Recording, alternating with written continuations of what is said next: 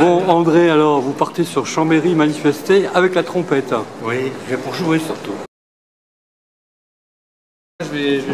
Stéphanie va jouer de quoi, lui? Du bidon. Bon, du bidon. Maracas, mais Maracas. surtout la cloche de chèvre. Lors de votre descente du train, prenez garde à l'intervalle entre le marchepied et le quai.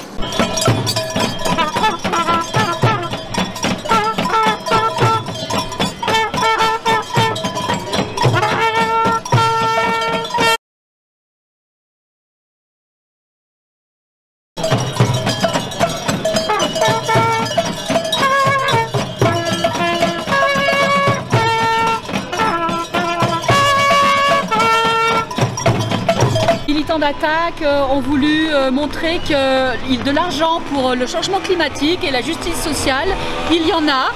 Simplement, il faut le prendre là où il est. Il y a de l'argent qui dort, notamment sur les livrets de développement durable et solidaire. C'est un exemple, mais Attaque a voulu montrer ça ce matin. Et cet argent-là, en fait, 40% de l'argent collecté est gardé, conservé par les banques privées, Société Générale, BNP, Crédit Agricole, etc. Et en fait, ils sont incapables, on est allé leur demander ce matin, hein, ils sont incapables de nous dire sur quel projet cet argent-là est dirigé. Donc en fait, il est dans un pot commun et les banques en font ce qu'elles veulent. Les citoyens qui mettent de l'argent sur ces livrets en étant persuadés d'agir pour le climat, eh bien en fait, nous sommes désolés de leur dire qu'il y a probablement 4% de cet argent qui est vraiment dirigé sur des entreprises qui œuvrent pour le renouvelable, etc. Mais 4% de l'argent récolté en France. C'est absolument scandaleux. La prise de conscience évolue. Et ça, c'est une très bonne chose. Les appels à l'action se multiplient. Les artistes, les scientifiques, les ONG et les citoyens, les citoyennes se mobilisent pour exiger des actes et ne se contentent plus des paroles et des discours qui voudraient nous faire croire que la France participe activement à la lutte contre le dérèglement climatique.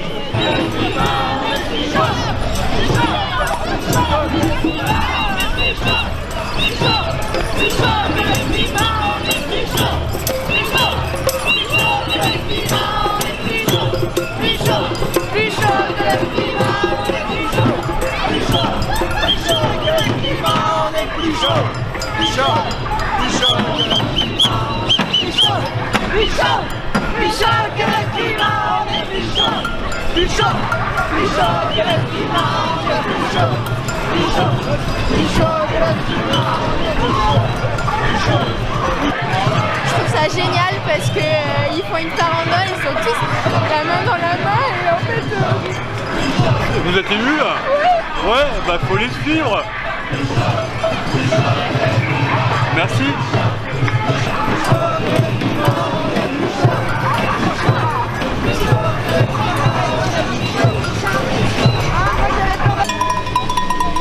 Mais vous avez un gilet jaune, vous? Oui, j'ai les deux. Les deux? Et vous coagulez les deux mouvements? Non, c'est parce que je suis cycliste. Ah d'accord.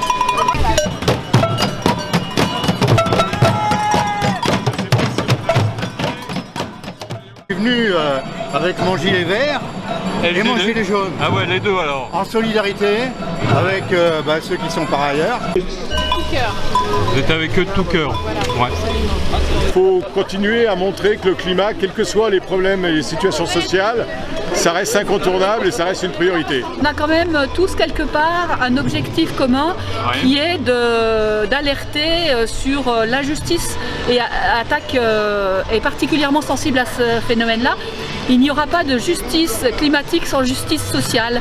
C'est strictement impossible financièrement, ne serait-ce que financièrement. On trouve un peu absurde cette idée de dire qu'il faut choisir entre la fin du mois ou la fin de la planète, là, ou la fin du monde. Et on est tout à fait d'accord depuis le début pour dire qu'il ne peut y avoir des changements que si effectivement on réduit aussi les inégalités sociales. À la fois de justice climatique mais aussi de justice sociale et le lien entre les deux peut être fait. Contrairement à ce qu'on nous dit, on n'est pas obligé de choisir entre la fin du mois et la fin du monde. Les politiques menées par les différents gouvernements qui se sont succédés nous mènent droit dans le mur. C'est un fait. Pour preuve, En 2017, les émissions de gaz à effet de serre ont même augmenté de 3,2% en France.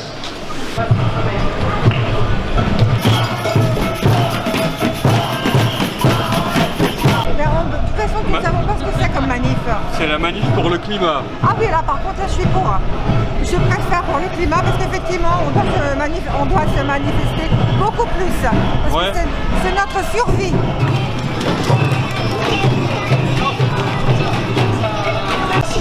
Donc vous êtes sculpteur, vous organisez donc une taille de glace pour les enfants. Voilà, là c'est vraiment un atelier sculpture sur glace pour les adultes et enfants. D'accord. Un tout petit bloc et par rapport à la manif pour le climat, comment vous vous situez là? Bah, très bien parce que c'est de l'eau, hein, c'est de l'eau gelée qui vont, qui retourne à... Donc ça tombe bien, d'où elle vient. Vous les soutenez là? Je sais pas exactement pourquoi une manif là, j'ai pas vu, moi je suis là. C'est la manif pour le climat, dans le cadre de la COP24. On est tous impactés par le climat, Ah, j'ai rien à voir avec eux là. Ouais, non mais, personnellement. C'est même pas, je comprends même pas ce slogan. C'est pour le climat. Oui, on va dire que oui. Vous êtes sensible à cette manif? Ah oui, bien sûr. Moi, j'aurais bien fait, mais c'est juste que j'organisais le téléthon, du coup, je peux pas tout faire. Voilà, je peux pas tout faire.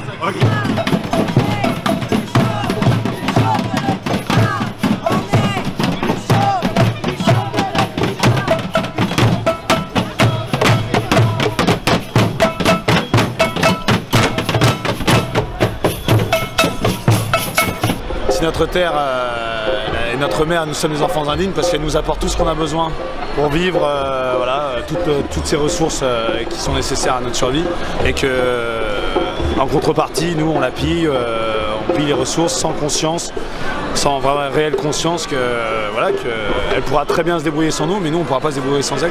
D'accord. C'est pour ça qu'on est les enfants indignes.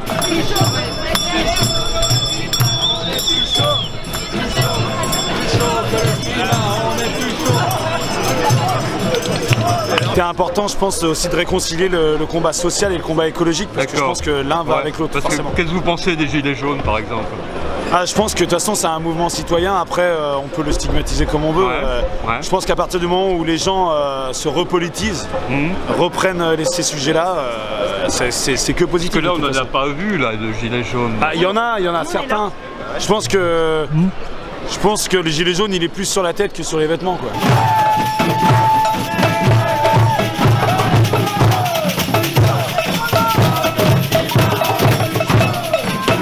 Pour moi, en tout cas, moi je l'interprète comme quelque part peut-être on veut que ça change, mais on veut pas que ce soit la gauche ou la droite, on veut que le système en lui-même change. Enfin, c'est le sentiment que j'en ai, c'est la couleur que j'aimerais donner, en tout cas moi, à ma participation. On va au-delà d'une simple hausse des prix, on est mon avis personnel, je pense que on est en train de se battre un petit peu contre le capitalisme, quoi. Enfin, c'est des problématiques qui se recoupent finalement. Le monde, il sera, enfin en l'occurrence, ce qui se passe en France ça sera plus pareil. Depuis ce qui s'est passé le 17 novembre, c'est que le gouvernement, lui, a pris conscience que les gens, même s'ils votent plus de façon massive, ils ont quand même en eux la volonté de vouloir changer les choses, ce qui se passe autour d'eux.